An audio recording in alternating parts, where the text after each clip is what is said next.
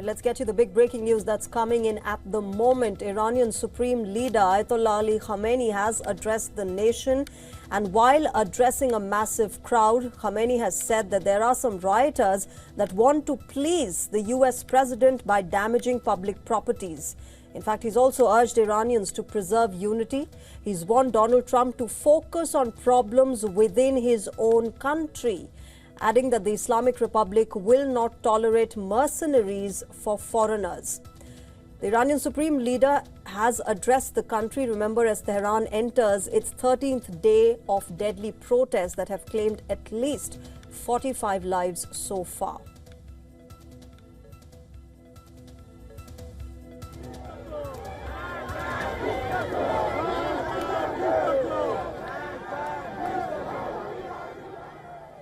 And to talk more on the Iranian protests, I'm joined by journalist and Kurdish politics analyst Aso Saleh. He's joining us from Sweden.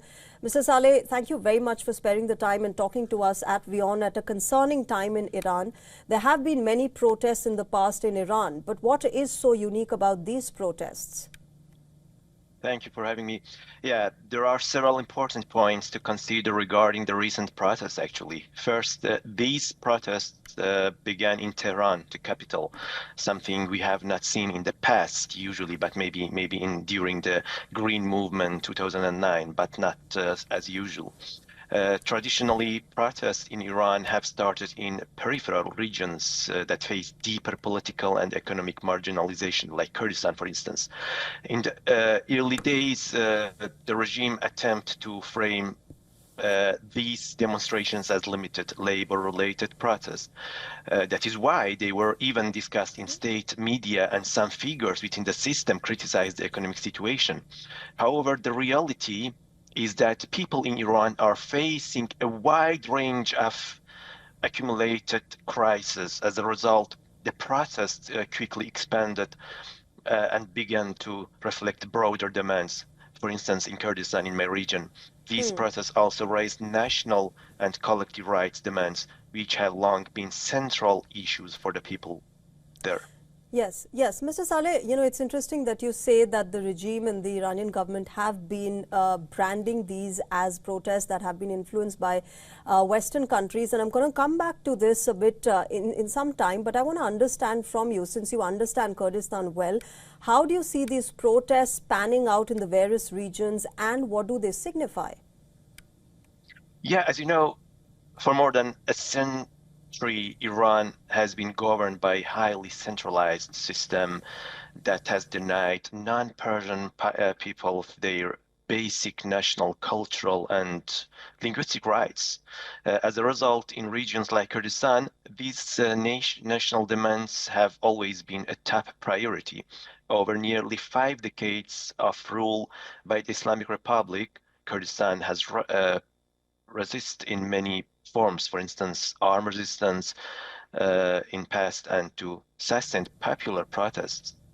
It has also paid the highest price in the recent protests in these days. The number of people killed in Kurdistan is several times higher than in other parts of Iran. Okay. Just moments ago, Mr. Saleh, the Iranian Supreme Leader has said that there are some rioters, quote unquote, who want to please the American president. Clearly, the regime is making a distinction between rioters and protesters. Do you really think that the protests have been hijacked by rioters and they're diluting the Iranian cause right now? Yeah, this has always been the regime's narrative. People who take to the streets in protests are labeled as rioters. Then met with violence in the streets, killed them in the streets, arrested, or even executed.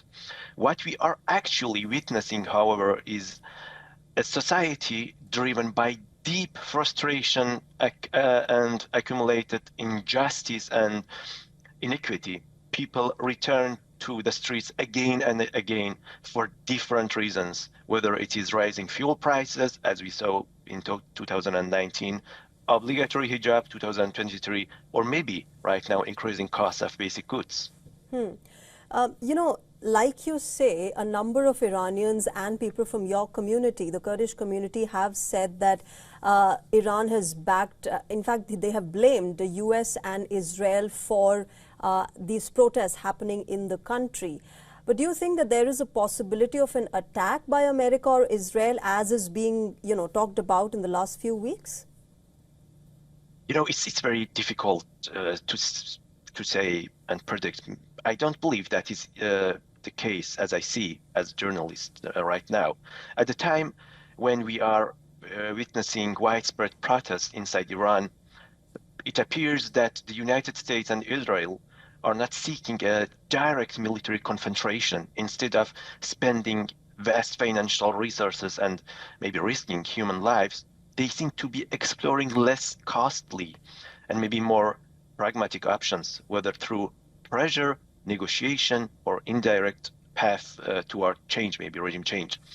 Over the past year, as you know, we have seen similar approaches in countries like Syria and Venezuela, where the United States especially chose alternatives to large-scale military intervention, unlike Iraq and Afghanistan, for instance. These strategies were less expensive and maybe in many ways more effective. Okay. All right. Let's wait and watch what happens. For the moment, of course, the Supreme Leader asking Donald Trump to mind his own business. Let's wait and watch how the American president responds. Thank you very much, Mr. Aso Saleh, for joining us on WION and giving us an understanding of what the Kurds think of what has been happening in Iran. Thank you.